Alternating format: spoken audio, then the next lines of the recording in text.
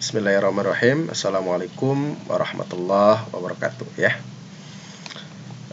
Pada kesempatan ini saya akan memaparkan ya terkait dengan kisi-kisi soal ujian PAT Geografi tahun 2022 untuk kelas 10 IPA atau IPS ya. Mudah-mudahan setelah saya paparkan kisi-kisi ini bisa membantu kalian untuk belajar ya, sehingga ketika ujian kalian bisa mengerjakan soal dengan baik ya. Baik, langsung saja ya untuk kisi-kisinya. Di sini ada KD ya, ada materi, ada indikator soal. Nah, untuk KD 3.5, 4.5 yang berbunyi menganalisis dinamika litosfer dan dampaknya terhadap kehidupan ya. Dan 4.5 menyajikan proses dinamika litosfer dengan menggunakan peta, bagan, gambar, tabel, grafik, video dan atau animasi ya. Ini dari nomor 1, KD ini dari nomor 1 sampai nomor 18. Ya. Baik, kita bahas satu persatu ya. Nomor 1 ini materinya terkait dengan karakteristik lapisan-lapisan bumi. Adapun indikator soalnya ini ya, indikator soalnya yaitu peserta didik dapat menunjukkan karakteristik lapisan struktur bumi berdasarkan gambar. Jadi nanti ada gambar tentang struktur bumi. Nah, kalian identifikasi itu ya, karakteristik dari struktur lapisan bumi itu ya. Kita tahu bahwa struktur atau lapisan bumi itu terdiri dari ada yang namanya litosfer, ada yang namanya atau kita kenal dengan kulit bumi ya, ada namanya mantel, ada namanya inti bumi ya.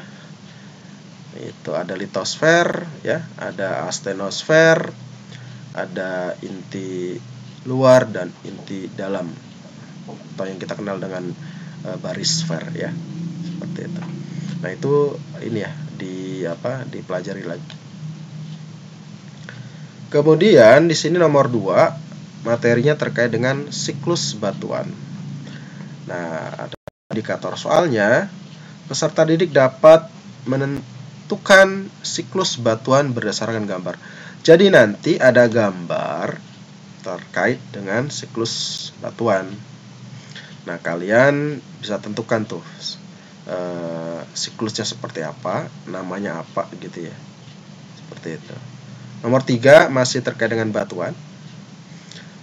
Nah, indikatornya peserta didik dapat menentukan contoh batuan sedimen. Nah, ini lebih spesifik ya. Jadi terkait dengan batuan sedimen. Nomor 4 ini materinya terkait dengan tenaga endogen tektonisme. Nah, baca tuh tektonisme ya. Indikator soalnya, kalian dapat menentukan atau mengidentifikasi proses epirogenesa. Nah, Bapak kasih bocoran ya. Proses epirogenesa atau epirogenesis itu ada positif, ada negatif. Ya.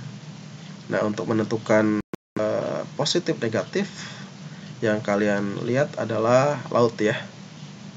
Seperti itu, bisa naik bisa turun gitu. Kemudian nomor 5 dengan materi yang sama. Indikatornya adalah peserta didik dapat menentukan proses geologi berdasar gambar. Jadi nanti ada gambar proses geologinya apa ya. Berikutnya nomor 6, peserta didik dapat menentukan dampak dari proses pergeseran lempeng.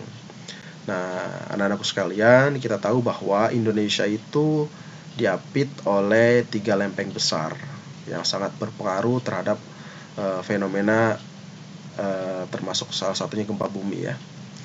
Nah, lempeng-lempeng besar itu ada namanya Eurasia, ada Indo-Australia, ada Pasifik ya.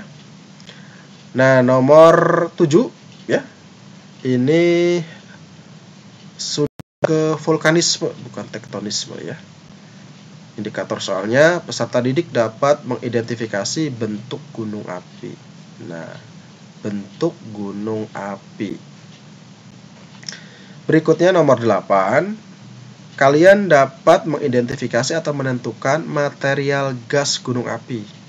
Kita tahu bahwa material gunung api itu ada cair, ada gas, ada padat. Nah, yang ditanya adalah gas. Kemudian nomor 9, peserta didik dapat mengidentifikasi atau menentukan gejala pravulkanis. Pra itu artinya sebelum terjadinya gunung meletus ya. Kemudian nomor 10, peserta didik dapat menentukan manfaat material eflata erupsi gunung api. Nomor 11, peserta didik dapat menentukan istilah proses gempa terkait dengan perubahan sifat tanah akibat gempa Palu Donggala di Sulawesi Tengah. Nah, kalian baca terkait dengan gempa Palu Donggala ya. Nah, ada istilah-istilah yang terkait dengan gempa besar ya. Kemudian nomor 12, ini tenaga endogen gempa bumi ya materinya. Adapun indikatornya adalah peserta didik dapat menghitung jarak epicentrum gempa. Jadi, ada rumus epicentrum gempa yang kalian harus hafalin ya, atau coba kalian latihan soal karena ini harus dicoba ya, harus latihan soal meskipun nanti soalnya tidak jauh beda, angkanya saja yang berbeda ya. Kemudian nomor 13, ini soalnya terkait dengan tenaga eksogen pelapukan.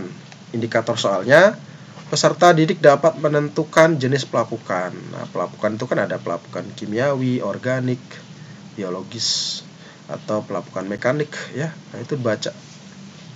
Kemudian nomor 14 ini terkait dengan erosi.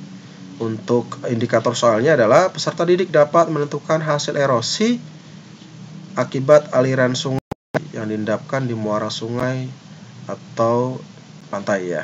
Nah, bentukan hasil erosinya apa gitu kan. Kemudian nomor 15, ini materinya terkait dengan tanah ya. 15 sampai 18 ini terkait dengan tanah. Nomor 15 ini indikator soalnya faktor-faktor pembentukan tanah. Jadi kalian dapat mengidentifikasi faktor-faktor pembentukan tanah. Kemudian nomor 16, kalian dapat mengidentifikasi atau menentukan jenis tanah dari Indonesia. Jadi nanti ada gambar peta Indonesia, jenis tanahnya apa gitu ya. Kemudian nomor berapa nih? Nomor 17. Ini metode vegetatif pengawetan tanah. Jadi kalian mengidentifikasi metode vegetatif pengawetan tanah itu seperti apa saja. Kemudian nomor 18, peserta didik dapat menentukan komposisi tanah ideal bagi tumbuhan. Nah, untuk komposisi tanah itu kan ada persentase idealnya ya. Nah, kalian silakan baca ya.